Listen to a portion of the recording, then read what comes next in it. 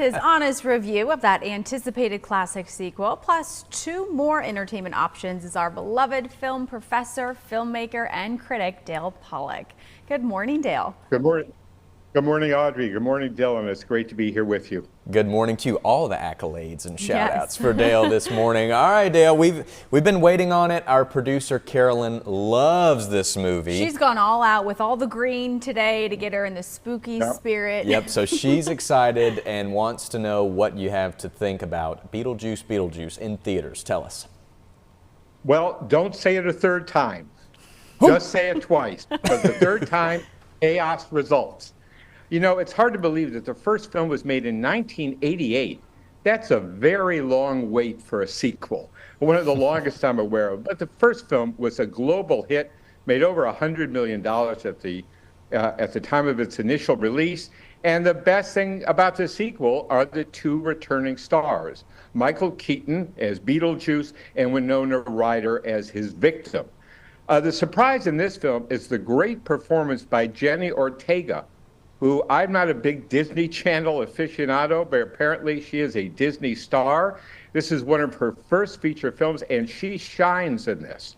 She really holds your attention. You can't take your eyes off her when she's on the screen. I was very impressed by her performance. And Michael Keaton, you know, it's his movie. He's unchanged. He doesn't seem like 10 minutes has gone by since he did the original. He's completely in character, and he's a delight to watch. The film, not so much so. I found it a very slow start. I don't think I cracked a smile in the first 45 minutes. So this sequel takes a long time to get going. The running time to me felt more than 2 hours. It was actually an hour and 45 minutes. You know, what really dazzles in Beetlejuice are the special effects, as they did in the first film. In a way, they're even more sensational now. And this is a film that chose to go what are called practical effects. In other words, not all the CGI work is done in post-production. There's a lot of the effects are done actually on the set when they're shooting the movie. And that makes this very impressive from that perspective. But I just didn't get into the spirit of Beetlejuice like I hoped to. And that's where I think the film falls a little flat. It just doesn't deliver what you're hoping for fast enough. By the end, and everything's moving real fast by the end, it's really a good ride. But it's a very slow start. It's why I'm giving this 3 popcorns, a little reluctantly, but it's worth it for Michael Keaton and all the effects. Okay, it's good to know. Think about how far CGI has come, you know, since 1988 to now. Oh, I know. Completely different. Yeah. I mean, they could have gone overboard on this, and I was glad that they actually kept it real. Okay. Which felt okay. Okay. Gosh, I think Good to 3 know. popcorns is still people. That's fair. You head to the theater, right? You check it out for yourself. I think you should. Absolutely. Thank you, Dale, for staying up late and watching that last night to give us that review this morning. Next up this morning, it's called Chaos, but spelled K-A-O-S, and this is on Netflix. What'd you think? It's K-A-O-S because that would be kind of the Greek spelling, and this is about the Greek gods and Olympus. I've never seen anybody tackle mythology in quite this way, but the key is the casting and who are playing the various gods. Jeff Goldblum as Zeus, David Thewlis as Hades, Janet McTeer as Hera, Deborah Mazar as Medusa with the snakes on her head. These are all terrific gods and terrific characters. And very, very clever wardrobe is done on this, great costumes that link them to ancient Greece and also make them feel completely modern. And what really makes this series work, every episode, is the cast. It's just superb. And it's interesting to think that Jeff Goldblum, this is the best role he has had in years, and he takes the bit in his mouth and he runs with it. And he is one of the best things about the series. He's really scary as Zeus when he gets angry. And you know, somebody's going to pay for it down the line.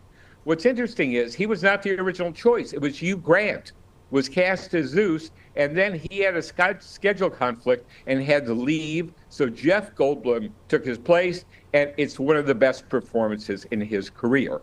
The entire cast is good, even though very few of them are household names.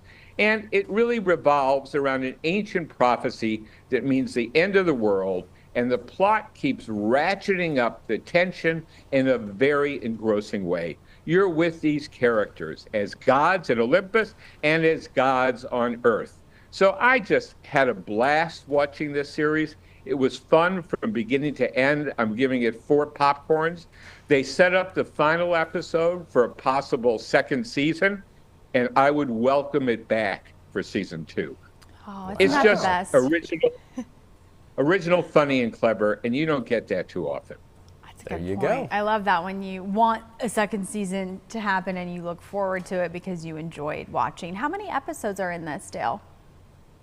8 episodes. Okay. 8 episodes. I've never heard of this. Have you? And it moves No. fast. It moves pretty quick. It moves pretty quick. How long are the episodes? It's got an unusual title, and sometimes, look, Netflix is putting out 20 titles a week. I know. So it's not hard to get lost in the shuffle. Right. Right. Okay, Dale, thanks for that review. We've got one more. Tell us about The Deliverance, also on Netflix. Yeah, well, I had heard this being dismissed as it's just a black exorcist. But it's more than that. It's a really good and original take on the basic exorcist dilemma. A child is possessed. They try to deal, and somebody comes in to try to exorcise the demon, et cetera, et cetera. We know this story. This is also, interestingly, a haunted house movie based on a real case in Gary, Indiana in the 1970s. So it has some fact-based grounding. But really, it's about what happens to this family when the child becomes possessed by something. And Andra Day just blew me away as a single mother trying to provide for her kids, stay afloat economically, and deal what's happening to her youngest son. And complicating things are her mother, Glenn Close, who moves in with them and tries to help and ends up making everything just worse. The young actor who plays the son, I was unfamiliar with, Anthony B. Jenkins. He is fantastic. He makes you believe that he is possessed. This is another film that does a lot with practical effects and not with CGI. And it's unusual coming from a kind of an art film director. Lee Daniels, he did The Butler, he did Precious. And by the way, Monique, who starred in Precious, is excellent in this as a social worker, trying to figure out what's going on with this family. And so by the end, this didn't feel like a remake of The Exorcist. It felt like a really good haunted house movie. And so I would say, if you're up for this, don't dismiss it and think, it's just another Exorcist, this time with black characters. It's an original, engrossing, and interesting movie. And I'm giving it 4 popcorns. 4 popcorns. 2 4 popcorns, a 3 and 2 4s. That's a good deal. That's a today. good Friday. Yeah. Well, Dale, thank you as always too. I hadn't heard of The Deliverance either, but No, you're right. Netflix. I'm glad he clarified I that. get lost with all of the shows that they I know. put out. It's so hard to Easy pick. do. That's why I'm here. That's right. Exactly. That's why we have Dale.